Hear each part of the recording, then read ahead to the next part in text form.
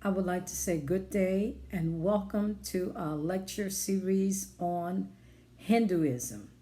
That's right, Hinduism. So we're excited about this study because for many of us, uh, people don't know that much about Hinduism. And for some people, they're very familiar and they have friends or relatives who are Hindus. But for those of us who this is a new journey for us, this is an exciting time. Hinduism is very prevalent, and I want to point it out to you in India. Yes, in India, right here on the map, right there where my finger is very prevalent. In the Hinduism faith, there's over 1 billion believers who are Hindus. It's the third largest religion in the world. So we're just really excited about having this opportunity. It was started in India, what is now today India. And so we are very excited about that. What is Hinduism anyway? Hinduism is a collection of religious beliefs that develop slowly over a long period of time. Hinduism is a collection of religious beliefs that develop slowly over a long period of time. Hindus believe that their religion helps to free your soul from the sadness, disappointments, and mistakes of everyday life. So Hinduism believes that their religion will help people to free their souls from the sadness, disappointments, and mistakes of everyday life. Unlike other major religions like Buddhism, Islam, Christianity, Judaism, Buddhism cannot be traced back to a single founder. They cannot be traced back to a single founder. So that's really interesting and different. So what is it that Hindus believe? So very briefly, we want to cover some of the major beliefs that they had. First, they believe in reincarnation. This is a concept that the soul is immortal and all life forms are reborn into a new entity after death. The key word is entity. You do not have a guarantee of being reborn as a human being. The soul travels from one body to the next. So, one of the main things that Hindus believe in is reincarnation. And we're going to talk about how do you get out of that cycle of coming back as another person or another creature. And we're going to talk about that. Then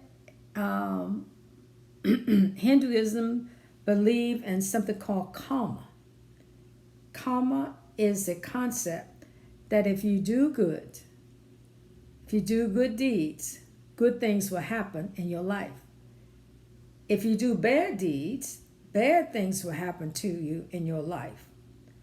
Further, if you live a good life doing good deeds, being a spiritual follower of Hinduism, you will be reincarnated into a higher form. If you live a bad life, you will be reincarnated into a lower form. Okay, so there's two beliefs that we've already discussed briefly. The first belief was in reincarnation. The second belief is there's something called karma. It is a concept if you do something good, good things will happen to you. If you do something bad, bad things will happen to you. So you send out these vibes into the atmosphere and it has an impact on your own life. Then there's something called, another belief they have is called Moshe. And that's spelled Moksha, is when your soul becomes free from the cycle of birth, death, rebirth, It is no longer reincarnated. This happens after you reach the highest level of rebirth. You can't be born into any other higher form. When you reach Moksha, it means you have had all of life experiences, learned all of life lessons, and reached a perfect understanding of the universe. Instead of being reincarnated, your soul becomes one with God. Wow, that's awesome. Thus, you become one with God. You reach what we might call perfection. So that is really, really good to know that. Now, the Hindus, they have lots of gods, okay? There are hundreds of different Hindu gods, and not all Hindus worship all the gods. Sometimes families have a certain favorite god that they worship, or regions in India have favorite gods. And so we're going to talk about those gods. Okay? So I'm trying to give this to you in slow motion because it's a lot to process. So let's look at the gods. Oh, before we get into all different groups of Buddhists, I mean not Buddhists, Hindus, they have three gods that the big three that they all recognize. They believe the spirit of the universe takes the form of three main gods. Hindus can choose to pray to all of these forms, some of them or none of them. So the big creator of everything, of heaven and earth and everything, is Brahma. Brahma. Brahma. The protector God who protects the universe is Vishnu. Vishnu. Vishnu. And then the destroyer, the person that fights evil, is called the Shiva. Shiva. So those are the big three gods of the Hindu faith. We have the Brahma, Brahma, which is the creator of everything. We have Vishnu, the protector, Vishun, and then we have the destroyer, Shiva, Shiva. And then under them, there are hundreds of other gods. But those are the three main, what we call the three big gods in the Hindu faith. Okay, so let's review real quickly some of the things that we just covered. First of all, I'm going to go back that Hinduism originated in what we call today India. And we showed you India right there on the map. And that the Hindus believe that their religion helps to free your soul from sadness, disappointments, and mistakes of everyday living. Unlike other major religions, Hinduism cannot trace its beginnings to a single founder.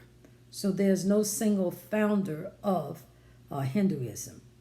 And then we looked at the beliefs, the major beliefs. They believe in reincarnation. This is a concept that the soul is immortal and all life forms are reborn into a new entity after death. The key word is entity. You are not guaranteed that you will be reborn as a human again. You might come back as some animal or something. This is what they believe. The soul travels from one body to the next. Wow, when you think about that. Somebody that, the spirit of for example, of a dog or something like that might have been a human earlier. I don't know.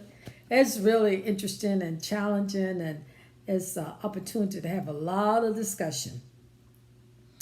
And then they have something called karma, and we discussed that. Karma is the concept that if you do something good, something good will happen in your life. And to the contrary, if you do something bad,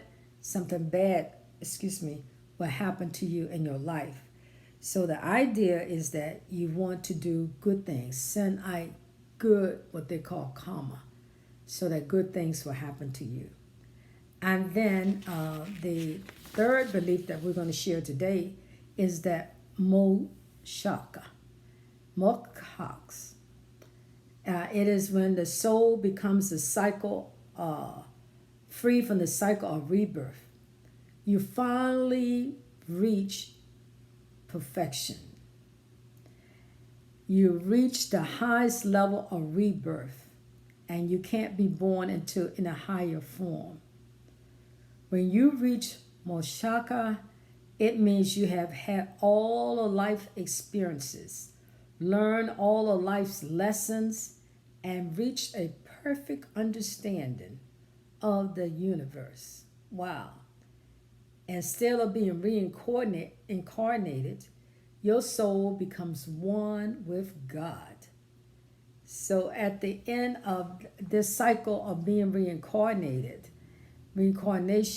at the end, when you reach perfection, you become one with God. Okay, that's just some things at the top level that I want to share. And the three big gods that all converts or believers or followers in Hinduism are committed to in terms of who they worship and honor is Brahma, who is the creator of the whole universe, the galaxies, everything. Vishnu, who is the protector, and Shiva, who is the destroyer. Okay? So they are committed to those three gods. I also want to point out to you that these are just some of the highlights from the Hindu faith. They have what we would call a caste system, where people are born into a certain social class and they cannot change their social class. Your social class is determined by karma. If you are a good person, you will be born into a higher social class in your next life. Under the caste system now, listen to this.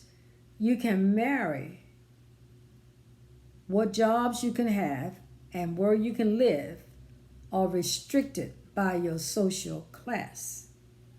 So therefore, if you belong to a certain class, then you're going to have to marry somebody in that class. You're going to have to determine what kind of jobs you can have. So let's look at from the top down. It's that little triangle that's in your package. So let's look at the top down. So at the top, they have the Brahmins, and they are the priests. Okay, they're at the top. Then we have the Kshatriyas. Now, I'm really messing that word up, but you see it on there. It's Kshatriyas. They're the warriors and the rulers. Then they have the Vaishyas. They're the skilled traders, merchants, and minor officials. Then we have the Sudras. They're the unskilled workers. They do the menial tasks. And then below them, we have something called the Paraha. They are the untouchables. And I'm quite sure that you've heard of the untouchables before. Outcasts, children of God, untouchables. So the caste system is beginning to, I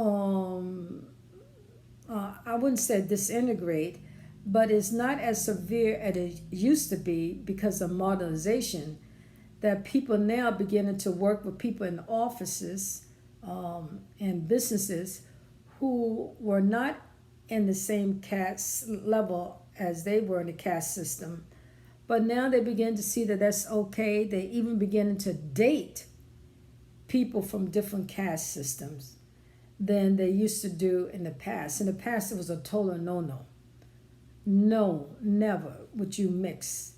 But now, because we are being thrown together at all different levels now, even that is being revisited by the Hindu faith. Okay, so let's look at next, look at their holy text. Let's see what they call their holy text. They call it Vedas, Vedas, because it's they believe there's 4 of them. And Veda itself means wisdom and authority of the whole Hindu tradition. There are 4 different volumes. Like, for example, in Christianity, with the Old Testament and the New Testament. So in Hinduism, they have what they call 4, I would say, volumes. And one is called the Rig, R-I-G, Veda. And this one consists of hymns to various gods. That's what's made up, you would find in the content of that book. Then we have the Sama, Veda, and that consists of chants and melodies. Okay, so each one has something sort of different. And then we have the Ya or Veda. This is comprised of ritual instructions and formulas. So if you want to put a spell on somebody, you will look into this book and find out how you put the spell on someone. If you want to put a spell on the person that put a spell, then you can find all of that information there also. Wow. And then the Atharva, this contains hymns, popular incantations, and folklore. Oh, that's where that one is for casting spells, is in that book.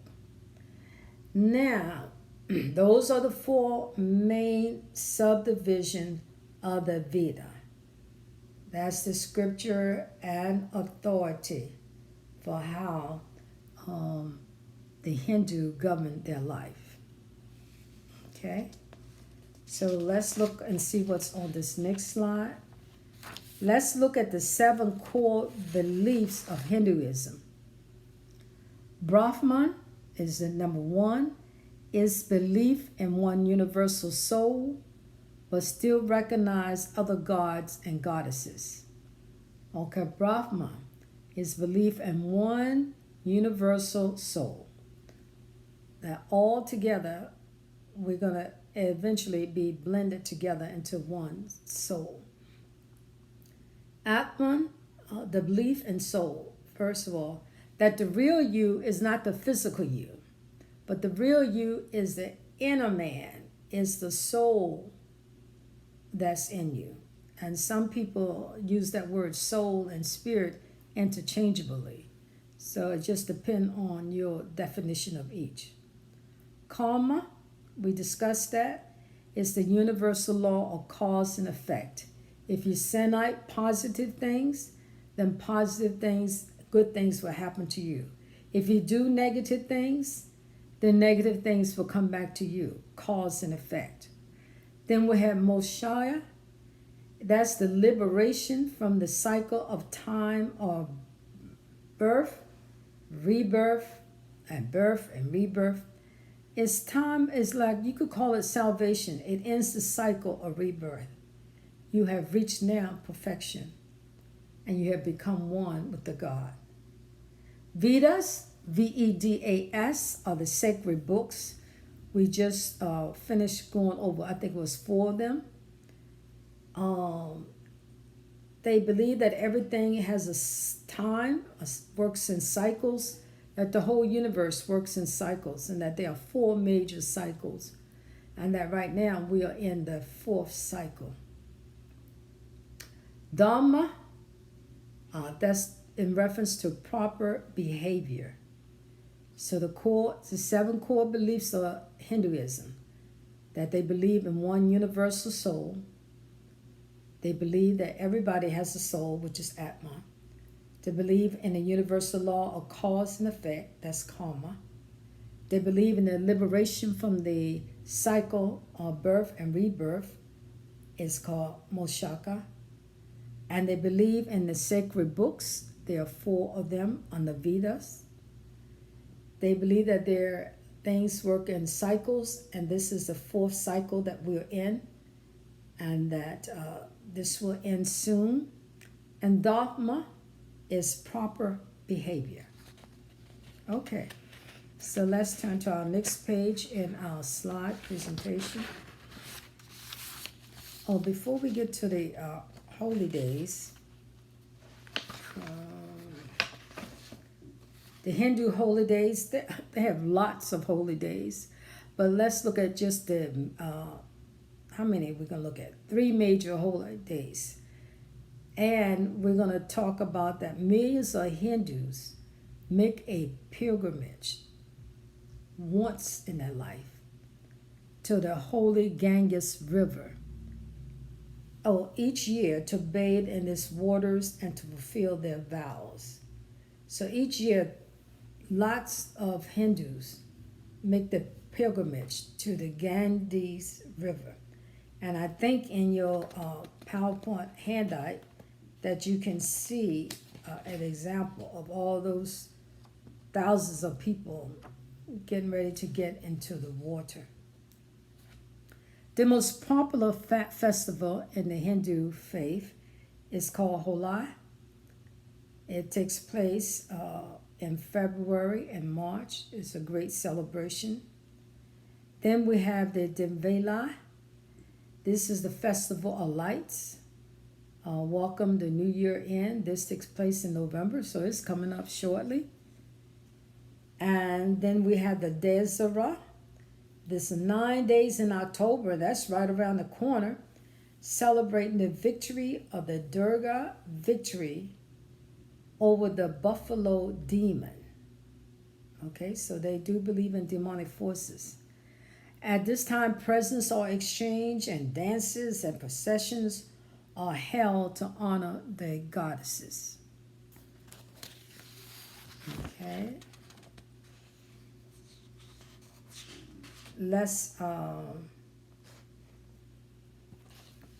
So those are 2 packages of slides. This is just an introduction to Hinduism. It is a broad religion. It has a lot of components. And so the next time we come on, in the next video, we're going to be discussing yoga, and we're going to be discussing doing business with someone of the Hindu persuasion. So now I have 2 other videos, video 1 and video 2, that I want you to watch. One is like 4 minutes long, and the other one is, I think, 17 minutes long. And so what they would do is just sort of reinforce what we have talked about here today on this video. And they're going to give you a little bit more information and expand it a little bit. And so you be blessed. And so look forward to seeing you later on this week. Thank you.